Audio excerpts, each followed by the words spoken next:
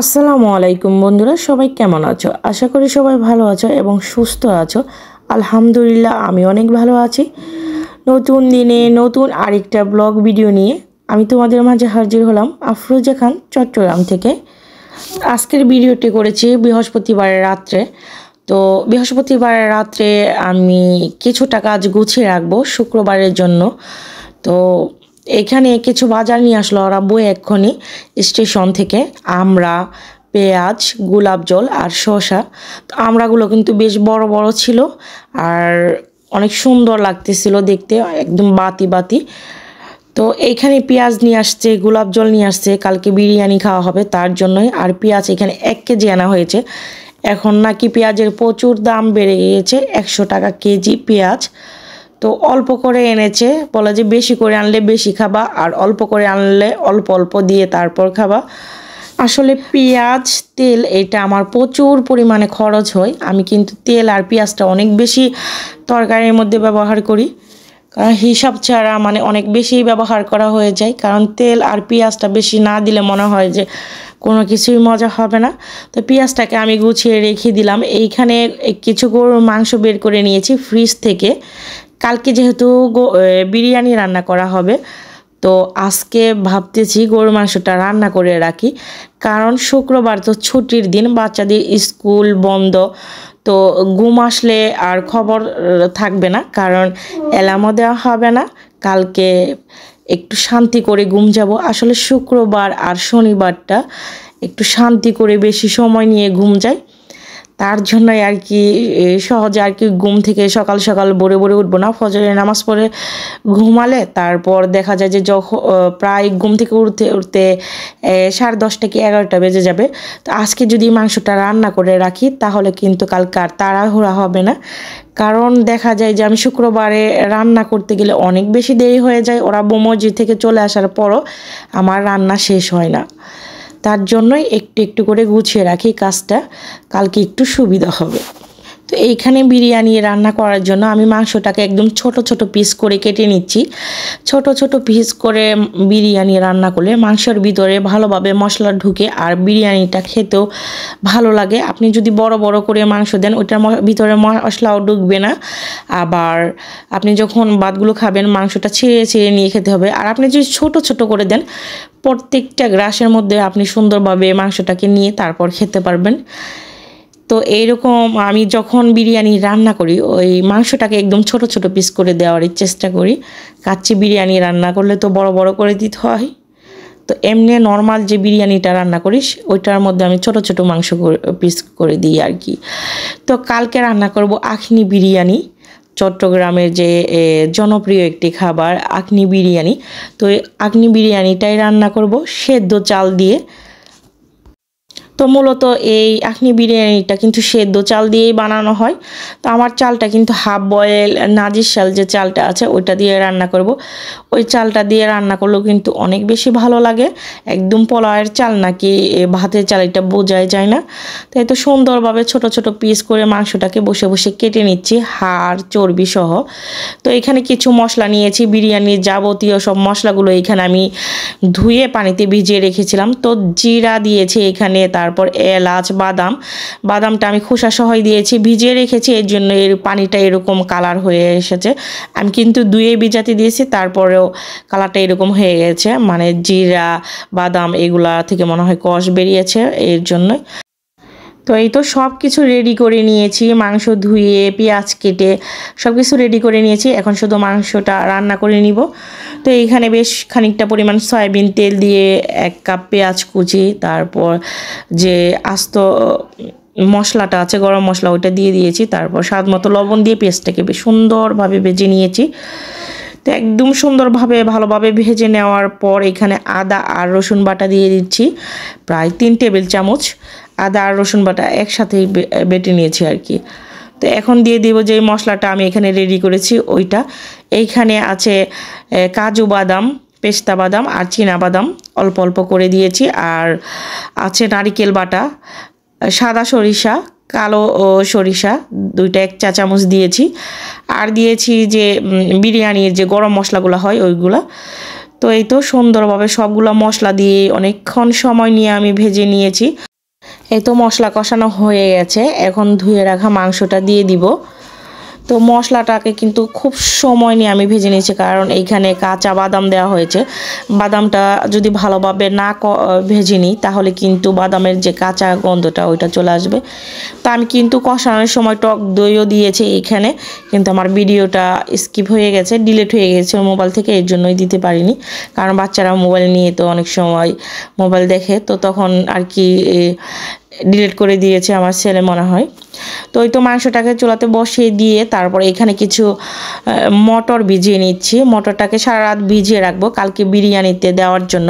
আখনি বিরিয়ানির মধ্যে মটর, আলু এইগুলা কিন্তু অবশ্যই দিতে হয়, এইগুলা দিলে বেশি মজা হয় আর কি।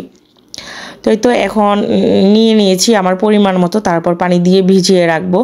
তো মটরগুলা আনা হয়েছে, একটু দেরি হয়েছে, দেখতেছি 2-1টার মধ্যে পোকা ধরে গেছে। তো যেগুলো ভালো বেছে বেছে এগুলো নিব, আর যেগুলোতে পোকা ধরেছে এগুলো ফেলে দিব। আর এটা আমি ভুল করেছি, ডিপ ফ্রিজে রাখিনি, কারণ ডিপ ফ্রিজে রাখলে কিন্তু এরকম হতো না, পোকা ধরতো না, সুন্দর ভালো থেকে যেত। তো এই দিক দিয়ে আমার মাংসটাকেও কিন্তু আস্তে আস্তে রান্না করে নিচ্ছি। মাংসের মধ্যে এক্সট্রা কোনো পানি দিব না, চুলার আঁচটাকে একদম কমিয়ে রেখে এই মাংস থেকে যেই পানিটা বের হবে ওইটা দিয়েই রান্না করে নিব। এই তো আমার মাংসটা রান্না হয়ে গেছে, এখন আর কি রেখে দিব এরকম, কালকে সকালবেলায় বিরিয়ানিটা রান্না করব। তো এই তো চলে আসলাম সকালবেলা, ঘর দোয়ার সব কিছু ঝেড়ে গুছিয়ে নিয়েছি। তো এখনও কিন্তু নাস্তা করা হয়নি, এখন সকাল 10:30 বাজে। তো দেরি করে উঠেছি, আজকে তো আর রুটি বানানোর সময় নেই, একটু সেমাই রান্না করব। এইখানে গরুর দুধ বের করে নিয়েছি, তারপর কিছু এলাচ, তারপর তেজপাতা, দারচিনি এগুলো দিয়ে দুধটাকে সুন্দরভাবে জাল করে নিচ্ছি চিনি দিয়ে। তো দুধ জাল করে তারপর সেমাইটাকে ওইখানে ভেজে নিচ্ছি। সেমাই রান্না করলেই আমার আম্মুর কথা মনে পড়ে। আমার আম্মু সেমাই রান্না করে, এইগুলো একদম রসমালাইয়ের মতো অনেক বেশি মজা হয়। কারণ আমার আম্মু সেমাই রান্না করার সময় 2-3 কেজি দুধ দিয়ে রান্না করে। আর আমাদের যেহেতু গরু আছে বাসায়, তো দুধটা তো আর কিনতে হয় না, তো ওইখান থেকেই অনেক বেশি দুধ দিয়ে ঘন করে জাল করে তারপর সেমাই রান্না করে। ওই রান্না করা সেমাইটা যখন ফ্রিজে রেখে ঠান্ডা করে তারপরে খাওয়া হয়, একদম রসমালাইয়ের মতো অনেক বেশি মজা হয়। তো এইখানে আমার মন মতো আমি রান্না করতে পারি না, কারণ আমাদের তো এখানে কিনা দুধ, তো 1-1.5 কেজি দুধ দিলে কিন্তু অনেক টাকা খরচ হয়ে যায়। তো বাসায় তো নিজের গরুর দুধ যেরকম ইচ্ছা সেই রকম যতটুকু ইচ্ছা ততটুকু ব্যবহার করা যায়। তো এই তো কথা বলতে বলতে আমি সেমাইটাকে রান্না করে নিলাম, এখন আর কি সকালের নাস্তাটা করে নিব সবাই মিলে। আজকে সকালবেলায় মিষ্টি মুখ করে আর কি দিনটা শুরু করব। তো সাথে মুড়িও নিয়ে আসছে, সেমাইয়ের সাথে মুড়িও খাবো, এটাও কিন্তু ভালো লাগে সেমাইয়ের উপর একটু মুড়ি দিয়ে খেলে। তো এই তো মটরটা আমি ধুয়ে পরিষ্কার করে নিয়েছি, এখন সেদ্ধতে বসিয়ে দিব, কারণ রান্না অনেক দেরি হয়ে যাচ্ছে। তো মটরটা আমি সেদ্ধতে বসে দিলাম, বাকি যে কাজগুলো এগুলো করে নিচ্ছি রান্নার কাজ। এখানে আমি চাল ধুয়ে নিচ্ছি বিরিয়ানি রান্না করার জন্য, সেদ্ধ চাল। তো 2 দিন বার করে কষলে চালগুলো ধুয়ে নিব, ধুয়ে তারপর আর কি পানিতে ভিজিয়ে রাখবো আধা ঘন্টার জন্য। তো এই তো চাল ধুয়ে নিয়েছি, এখন আলু ভেজে নিচ্ছি বিরিয়ানিতে আলু দেওয়ার জন্য। আলুটা একটু তেলের মধ্যে ভেজে লাল লাল করে দিলে কিন্তু বিরিয়ানি খেতে বেশি ভালো লাগে। তো আমরা বাঙালিরা খাবার খেতে অনেক বেশি পছন্দ করে, তো যেই রকম ভালো লাগে সেই রকমই কিন্তু আমরা খেয়ে ফেলি, স্বাস্থ্যের কথা চিন্তা করি না। কারণ বিরিয়ানি রান্না করছি তেলে, সব কিছু তেলের জিনিস, এদিক দিয়ে কিন্তু শরীরের অবস্থা খারাপ হয়ে যাবে এত তেল মশলা খেলে, তারপরেও কিন্তু মুখের রুচিতে আমরা খাই। তো এই তো এখানে আমি আলু ভেজে নিয়েছি, তারপর গরম পানি করে নিয়েছি বিরিয়ানির জন্য। তো এই তো রাত্রের মাংসটা রান্না করা ছিল যে, ওইটাকে আমি ভালোভাবে একটু জাল করে নিলাম, জাল করে এখন ধুয়ে রাখা চালটা দিয়ে দিচ্ছি, পানিটা ভালোভাবে ঝরিয়ে রেখেছি। তো চালটা দিয়ে সুন্দরভাবে সময় নিয়ে ভেজে নিব। চালটা সুন্দরভাবে ভেজে নিলে বিরিয়ানিটা একদম ঝরঝরা হবে। আর এমনিতেও এটা সিদ্ধ চাল দিয়ে না ঝরঝরাই হবে। আতপ চাল দিলে, পোলাওয়ার চাল দিলে কিন্তু আমি চালটা আলাদা পোলাওয়ের মতো করে ভেজে তারপর মাংস ঢেলে দিতাম। তো চালটা ভেজে তারপর ফুটানো গরম পানি দিয়ে দিলাম। এখানে যা চাল নিয়েছি তার ডাবল পানি। তো পানিটা দিয়ে সুন্দরভাবে মিক্স করে নিয়েছি। মিক্স করে এখানে দিয়ে দিব ভেজে রাখা আলুটা দেওয়ার পর তারপর দিব মটর, যে সেদ্ধ করে রেখেছি মটরটাকে, ওইটাও। তো মটরটা এমনভাবে সিদ্ধ করেছি মানে একটু চিপলে মানে ম্যাশ হয়ে যাবে, কিন্তু এমনি দেখতে দেখা যাবে যে আস্ত আস্ত।